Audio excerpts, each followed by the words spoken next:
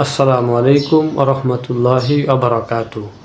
সম্মানিত দর্শক, শহীদ প্রেসিডেন্ট জিয়াউর রহমান সাহেব, যিনি 1977 সন থেকে 81 সন পর্যন্ত বাংলাদেশের একজন সফল রাষ্ট্রপতি ছিলেন, তিনি তার সময়কালে এমন কিছু কাজ করেছিলেন যার ফলে আজও আমাদের মাঝে স্মরণীয় হয়ে আছেন। তিনি যে সকল কাজগুলো করেছিলেন তার মধ্যে অন্যতম একটি কাজ হলো 72-এর সংবিধানের শুরুতে বিসমিল্লাহির রহমানির রহিম ছিল না। তিনি সেই 72-এর সংবিধানের শুরুতে বিসমিল্লাহির রহমানির রহিম সংযোজন করেছিলেন এবং 72-এর সংবিধানের মূলনীতি ছিল ধর্মনিরপেক্ষতা, যা একজন মুসলমানের বিশ্বাস হতে পারে না, যা কেবলমাত্র একজন নাস্তিকেরই বিশ্বাস হতে পারে। তিনি সেই মূলনীতিটাকে পরিবর্তন করে সেখানে এনেছেন সর্বশক্তিমান আল্লাহর উপর পূর্ণ বিশ্বাস ও আস্থা। এক কথায় এমন কিছু কাজ তিনি করেছিলেন যার ফলে আজও আমাদের মাঝে স্মরণীয় হয়ে আছেন এবং ভবিষ্যতেও স্মরণীয় হয়েই থাকবেন।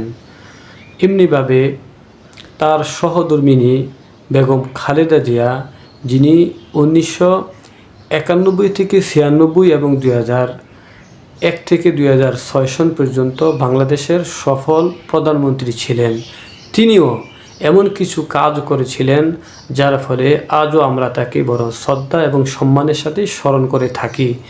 তিনি যে সকল কাজগুলো করেছিলেন তার মধ্যে অন্যতম একটা কাজ হলো জাতীয় মসজিদ বাইতুল মোকাররমকে সম্প্রসারণ করেছিলেন এবং জাতীয় ঈদগাহকে সম্প্রসারণ করেছিলেন এবং আলিয়া মাদ্রাসার শিক্ষাকে উন্নত করেছিলেন, অর্থাৎ ফাজিলকে ডিগ্রি এবং কামিলকে মাস্টার্সের সমমান দিয়েছিলেন এবং কওমি মাদ্রাসাকে সনদ দেওয়ার জন্য সর্বাত্মক চেষ্টা করেছিলেন।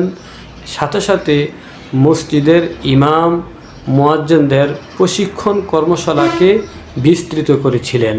এক কথায় এমন কিছু কাজ তিনি করেছিলেন যার ফলে আজ আমরা তাকে বড় শ্রদ্ধা এবং সম্মানের সাথে স্মরণ করে থাকি এবং ভবিষ্যতেও আমরা তাকে বড় শ্রদ্ধা এবং সম্মানের সাথেই স্মরণ করে থাকব। সম্মানিত দর্শক, শহীদ প্রেসিডেন্ট জিয়াউর রহমান সাহেবের ছেলে জনাব তারেক রহমান সাহেব 2026 সনে প্রধানমন্ত্রী হওয়ার পর সর্বপ্রথম যে উদ্যোগটা নিয়েছেন সেটা হলো বাংলাদেশের প্রায় 3 লক্ষ মসজিদের ইমাম, মুয়াজ্জিন এবং খাদেমদেরকে ভাতা প্রদান করবেন, যা অত্যন্ত একটি প্রশংসামূলক এবং সময় উপযোগী সিদ্ধান্ত এবং উদ্যোগ তিনি নিয়েছেন।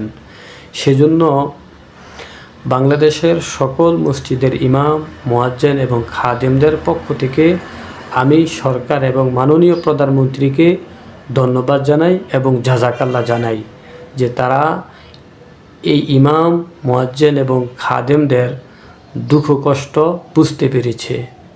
এই মসজিদের ইমাম, মুয়াজ্জিন এবং খাদেমরা তারা একদিক থেকে ইবাদত করছে, অপর দিক থেকে দেশের খেদমত করছে।